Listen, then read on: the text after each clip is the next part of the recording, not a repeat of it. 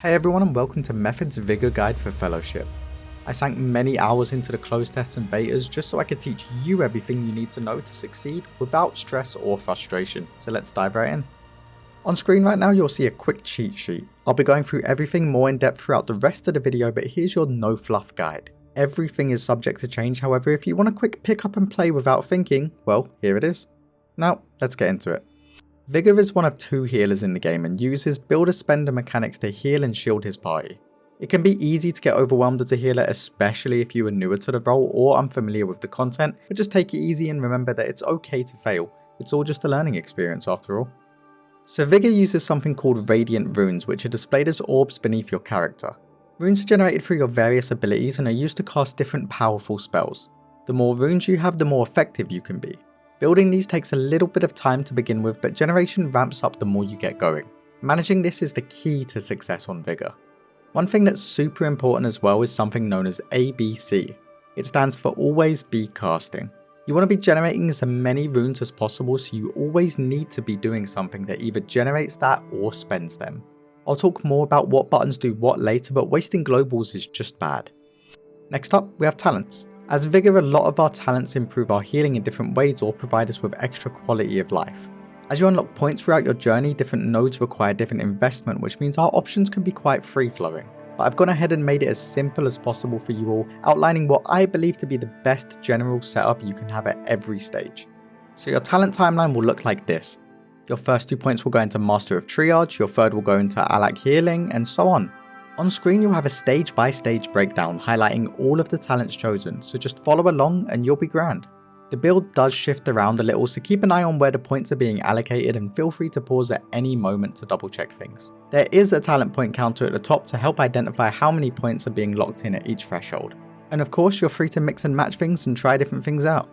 Rotation. I'll quickly reiterate the basics in case you skipped ahead. Vigour's kit revolves around radiant runes. You generate these with Dawn Flare, which is your filler damaging ability. Alongside that you also generate them with Radiant Blast, Dawnbreaker Orb, Rune of Renewal and Soul Brand. Rune of Renewal costs 1 radiant rune and you'll always keep this active on at least your tank. It causes all your healing to echo on that ally for an additional 25%. The bonus healing from this also generates radiant runes, so it's important to maintain. If you cast this again on a target that already has a rune active, its heal is massively increased. This is your primary way to spot heal if you have runes. Soulbrand is your 1 rune cost maintenance debuff that you'll apply to enemies. It deals a good chunk of damage and it also generates radiant runes over time. The more debuffs you put up, the more runes you'll be generating. Luminous Barrier is very powerful for managing predictable damage. It's a large absorb shield for the cost of 1 rune on a single target. If you're able to predict the damage intake, this is incredibly strong. And the last of your rune spenders, Dawnbreaker Orb. You conjure an orb that travels, healing anyone it touches and dealing damage to enemies. I don't really recommend spending runes on this unless you are playing the talents that buff it. If you're following along with the build, quite early on you'll gain access to a talent called Grand Design. This talent makes rune generation so much easier. It allows you to overcharge your rune spenders, making them hit 4 targets instead of 1. Meaning you can AoE apply Rune of Renewal and Soul Brand for massive rune generation and in return, more healing. I recommend applying both Rune of Renewal and Soul Brand as early on as you can into a pool and then swapping back to single rune spenders for actual healing and absorbs, since they aren't very effective to spam AoE cast. Your rotation super early on focuses on maximizing your rune generation and keeping your party alive with greater heals and Circle of Light. A typical pool will look something like this before you get Grand Design. First, you'll want to apply and keep Rune of Renewal active on your tank. Second, you'll want to spend any excess runes on Soul Brand. After that, it's just a case of casting Radiant Blast off cooldown and Circle of Light when multiple members of your party drop low. The majority of your healing early on will come from Greater Heal, and when you're not doing anything, be sure to spam Dawn Flare. With Grand Design talented, your rotation will look something like this. You'll want to cast Overcharged Rune of Renewal to apply it to your entire party. You'll then want to apply Overcharged Soul Brands to enemies. Anytime there is predictable AoE damage incoming, you'll want to overcharge cast Luminous Barrier before returning to your normal rotation. This involves Radiant Blasting off cooldown, Circle of Lighting when people drop low, and Dawn Flare spam. If you're still running this build when you hit late game, be sure to remember Ascending Avatar, the talent, makes Levitate provide our ultimate for 6 seconds. It's super powerful for triage healing. Don't be afraid to use your other cooldowns such as Lightshaper's Ward on targets taking heavy damage, and try to use Runic Proliferation for extra runes often.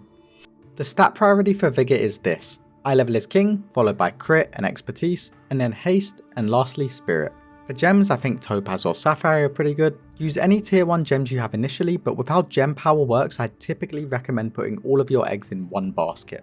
When it comes to legendaries, Vigour is actually pretty blessed. Basically all of them are useful to some degree and have their own strengths. The Cloak or Neck are solid for scenarios where your group is taking a lot of damage, and the Boots legendary lets you output a ton of damage and generate more runes from extra Dawn Flare casts. For weapons, I typically just recommend Repository of Frozen Light.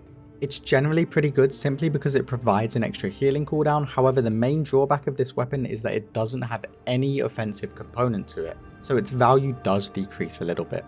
Relics are mostly personal preference or group dependent since they are entirely utility focused. The only lock-in I'd say is Sin Binding Stone. It provides 15% damage reduction to yourself and allies for 15 seconds on a 3-minute cooldown. It's insane value, particularly on some of the harder bosses in the game. Your second option mostly comes down to what you value, have available, or just simply prefer. Feel free to test things out and see what you like. And there we have it. This was Method's Vigour guide. Thank you all for watching. If you found this useful, be sure to like and subscribe, and be sure to let us know your thoughts on Fellowship in the comments below. Much love friends, see you around.